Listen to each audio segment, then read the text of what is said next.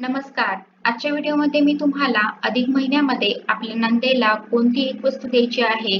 जर आपल्याला नणंद नसेल किंवा नणंद जी आहे तर ती अविवाहित आहे, कुमारिका आहे, मग आपण तिला कोणती वस्तू द्यावी आणि नणंद नसेल तर आपण काय करावे याबद्दलची संपूर्ण माहिती सांगणार आहे. पण त्याआधी तुम्ही चॅनलवरती नवीन असाल तर चॅनलला लाईक करा आणि सबस्क्राईब देखील करा. कमेंटमध्ये श्री स्वामी समर्थ किंवा ओम महालक्ष्मी नमः किंवा ओम नमो भगवते वासुदेवाय लिहायला विसरू नका. 17 मे पासून अधिक ज्येष्ठ महिन्याला सुरुवात झालेली आहे आणि 15 जून पर्यंत हा अधिक महिना म्हणजेच धोंड्याचा महिना असणार आहे. अधिक महिन्यालाच मलमास, पुरुषोत्तम मास असे सुद्धा म्हटले जाते. अधिक महिन्याचे स्वामी हे श्रीहरी विष्णू आहेत. स्वतः श्रीहरी विष्णूंनी अधिक महिन्याला पुरुषोत्तम हे नाव दिलेले आहे. अधिक महिन्यामध्ये पूजापाठ, व्रतवैकल्ये, उपासना, अनुष्ठाने, पारायणे, दानधर्म केल्याने अधिकाचे फळ प्राप्त होत असते. 3 वर्षातून एकदा हा अधिक महिना येत असतो आणि या अधिक महिन्यामध्ये आपण बऱ्याच गोष्टी पारंपरिक पद्धतीने करत असतो. जसं की या अधिक महिन्यामध्ये लेक जावयाचं धोंडे जेवण केलं जातं, जावयाचा मानपान केला जातो, आई आपल्या मुलीला जोडवी करत असते आणि विवाहित मुलगी सुद्धा आपल्या आईची ओटी भरत असते. त्याचप्रमाणे सौभाग्यवती महिला या अधिक महिन्यामध्ये नवीन जोडवी करत असतात. जुन्या जोडव्यामध्ये भर घालून ही नवीन जोडवी केली जातात. त्याचप्रमाणे अधिक महिन्यामध्ये सुवासिनी पूजन, सौभाग्यवतीचा मानपान याला सुद्धा तेवढेच महत्त्व आहे. या अधिक महिन्यामध्ये अधिक महिना संपेपर्यंत एकदा तरी आपल्या नंदेला सुद्धा आपल्याला एक वस्तू द्यायची आहे, ज्यामुळे विष्णूसह माता लक्ष्मीचे आशीर्वाद आपल्याला प्राप्त होतील. आपल्या घरामध्ये सुख समृद्धीमध्ये वाढ होईल. आपल्याला अखंड सौभाग्याची प्राप्ती होईल. जर आपल्याला नणंद नसेल किंवा नणंद जी आहे तर ती अविवाहित आहे, कुमारिका आहे, मग आपण तिला कोणती वस्तू द्यावी आणि नणंद नसेल तर आपण काय करावे याची संपूर्ण माहिती आपण आजच्या या व्हिडिओमध्ये पाहणार आहोत. अधिक महिन्यामध्ये आपले सासू सासरे त्यांच्या लेक जावयाचा मानपान करतात. म्हणजेच आपल्या नंदेचा आणि तिच्या नवऱ्याचा मानपान हा अधिक महिन्यामध्ये आपले सासू सासरे करत असतात. त्याचप्रमाणे आपला जो नवरा आहे तर तो सुद्धा त्याच्या बहिणीसाठी काही ना काही करत असतो. म्हणूनच आपण सुद्धा नंदेला एक वस्तू द्यायची आहे. म्हणजे भाऊजईने या अधिक महिन्यामध्ये नंदेला एक वस्तू आवर्जून द्यायची आहे. जेव्हा आपली नणंद ही धोंडे जेवणासाठी आपल्याकडे येत असते तर त्यावेळेला आपण तिचा मानपान करत असतो. आपली सासू जी आहे तर ती तिची ओटी भरत असते. त्याचप्रमाणे जावयाला सुद्धा एखादी सोन्याची, चांदीची वस्तू दिली जाते किंवा आपण निरंजन जे आहे तर ते देत असतो. तसेच 33 अनारशाचं वाण जे आहे तर ते सुद्धा जावयाला दिलं जातं आणि भाऊजईने सुद्धा या वेळेला आपल्या नंदेला एक वस्तू जी आहे तर ती द्यायची आहे. आता काही कारणाने जर आपल्याला जावयाचा मानपान करणे शक्य नसेल, कारण काही घरामध्ये अधिक महिन्यामध्ये जावयाचा मानपान जो आहे तर तो काही कारणाने केला जात नाही. तर अशा वेळेला सुद्धा आपण नंदेला बोलावू शकतो आणि तिला ही वस्तू जी आहे तर ती देऊ शकतो. ज्या दिवशी आपल्याला नंदेला ही वस्तू द्यायची आहे त्या दिवशी आपल्याला सकाळी लवकर उठायचं आहे. त्यानंतर स्नान करायचं आहे, स्वच्छ वस्त्र परिधान करायचे आहेत, आपला उंबरठा, मुख्य दरवाजा स्वच्छ करायचा आहे. शक्य असेल तर आपल्याला छान अशी रांगोळी मुख्य दरवाजामध्ये काढायची आहे. मुख्य दरवाजाला आपल्याला तोरण लावायचं आहे. रेडीमेड तोरण आपण लावू शकतो किंवा आंब्याच्या पानाचं आणि झेंडूच्या फुलाचं तोरण बनवून आपण हे तोरण सुद्धा लावू शकतो. त्यानंतर आपल्याला देवघरातील देवांची पूजा करायची आहे.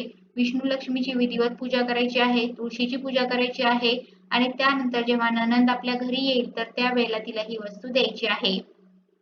आता जर आपल्याकडे धोंडे जेवणासाठी आपली नणंद आल्यानंतर आपल्याला ही वस्तू द्यायची असेल तर काय करायचं आहे? ते जेव्हा घरी येतील म्हणजे आपली नणंद आणि तिचा नवरा जेव्हा आपल्या घरी येतील तर त्यावेळेला आदराने त्यांचे स्वागत करायचं आहे. लक्ष्मीनारायण समजून आपल्याला त्यांचा मानपान करायचा आहे. आपली जी सासू आहे तर ती नंदेची ओटी भरेल.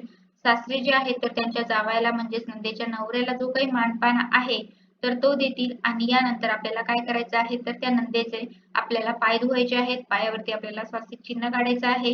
त्या स्वास्तिक चिन्हाची आपल्याला पूजा करायची आहे. म्हणजे हळदी, कुंकू, अक्षदा आणि फूल आपल्याला त्या पायावरती अर्पण करायचं आहे.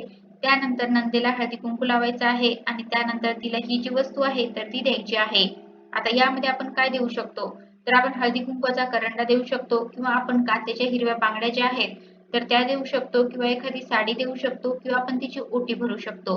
म्हणजे आई सुद्धा तिच्या मुलीची म्हणजे आपल्या नंदेची ओटी भरतच असते, परंतु भावजय आहे तर ती सुद्धा नंदेची ओटी जी आहे तर ती भरू शकते. त्याचप्रमाणे आपण एखादी चांदीची वस्तू सुद्धा देऊ शकतो किंवा छोटीशी नथ जी आहे तर ती आपल्या नंदेला देऊ शकतो किंवा आपण बांगड्या ज्या आहेत तर त्या नंदेच्या हातामध्ये सुद्धा भरू शकतो. कारण या अधिक महिन्यामध्ये नंदेच्या हातामध्ये बांगड्या भरण्याला सुद्धा तेवढेच महत्त्व आहे किंवा आपण एखादा छान मोगऱ्याचा गजरा जो आहे तर तो आपल्या नंदेला देऊ शकतो किंवा 33 केळी आपण नंदेला देऊ शकतो किंवा इतर फळे जी आहेत तर ती देऊ शकतो. त्याचप्रमाणे छोटासा रुमाल किंवा एखादा स्कार्फ देऊ शकतो. कापूर, अगरबत्ती किंवा पूजेची एखादी वस्तू सुद्धा आपण आपल्या नंदेला भेट म्हणून देऊ शकतो. अशा प्रकारे जी वस्तू आपल्याला देणे शक्य आहे तर ती वस्तू आपल्या नंदेला आपल्याला द्यायची आहे. खास करून 16 जे सौभाग्य अलंकार आहेत तर त्यापैकी एक वस्तू द्यायची आहे. म्हणजे हळदी कुंकवाचा करंडा असेल, बांगड्या असतील, एक किंवा छोटीशी नथ असेल, बिंदी असेल किंवा अगदी आपण मेहंदीचा कोन देऊ शकतो, नेलपेंट देऊ शकतो. तर अशी एक वस्तू द्यायची आहे. त्यानंतर आपल्याला आपल्या नंदेच्या पाया पडायचं आहे. लक्ष्मी स्वरूप मानून आपल्याला तिला नमस्कार करायचा आहे आणि आपल्या घरामध्ये सुख समृद्धी नांदावी म्हणून आपल्याला प्रार्थना करायची आहे. अधिक महिन्यामध्ये नंदेचा मानपान हा सुद्धा विशेष मानला जातो. ज्याप्रमाणे लेक जावयाचा मानपान खास आहे, त्याचप्रमाणे नंदेचा सुद्धा आपल्याला मानपान जो आहे तर तो या अधिक महिन्यामध्ये करायचा असतो. आपण जे काही जेवण बनवतो यामध्ये धोंडे जे आहेत तर ते आवर्जून बनवले जातात. नंदेला सुद्धा आपल्याला धोंडे जे आहेत तर ते जेवायला घालायचे आहेत. आता आपली नणंद जी आहे तर ती जर कुमारिका असेल, अविवाहित असेल तरी सुद्धा आपण अधिक महिन्यामध्ये एखादी भेटवस्तू तिला देऊ शकतो. जसं की छोटासा रुमाल असेल, छोटीशी पर्स असेल किंवा बांगड्या असतील तर अशी एक वस्तू आपण आपल्या अविवाहित नंदेला सुद्धा देऊ शकतो. कारण या अधिक महिन्यामध्ये दान धर्माला खूप महत्त्व आहे. त्यामुळे आपण अन्नदान, वस्त्रदान, त्याचप्रमाणे दीपदान या गोष्टी या अधिक महिन्यामध्ये करत असतो आणि आपण नंदेचा जो मानपान करतो तर तो म्हणजे आपल्याला लक्ष्मीचा मानपान करायचा असतो. एखाद्या सौभाग्यवतीचा आपण जसा मानपान करतो किंवा आपण या अधिक महिन्यामध्ये सुवासिनी पूजन करतो 1, 5, 7, 11 किंवा 33 सुवासिनीचं ज्याप्रमाणे पूजन करतो त्याचप्रमाणे आपल्याला नंदेचा सुद्धा मानपान करायचा आहे आणि धोंडे जेवणासाठी जेव्हा आपण आपल्या घराचे लेक जावई म्हणजेच आपली नणंद आणि तिचा नवरा जेव्हा आपल्याकडे येईल त्यावेळेला सुद्धा आपण नंदेला ही वस्तू देऊ शकतो. जर आपल्याला नणंद नसेल तर आपण आपल्या मैत्रिणीला किंवा कोणत्याही एका सौभाग्यवतीला घरी बोलावून तिचं पूजन करू शकतो आणि तिला ह्या भेटवस्तू ज्या आहेत तर त्या देऊ शकतो. शक्य असेल तर 33 आपण भेटवस्तू देऊ शकतो. एका ताटामध्ये 33 वस्तू ठेवायच्या आणि हे वाण जे आहे तर ते आपल्या त्या सौभाग्यवतीला किंवा आपल्या नंदेला द्यायचं आहे.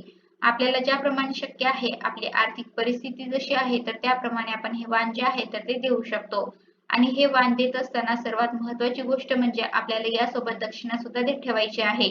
कोणतीही वस्तू देताना त्यासोबत आपण ₹1 का होईना परंतु दक्षिणा द्यायची आहे किंवा ₹11, ₹21, ₹51 सुद्धा आपण देऊ शकतो.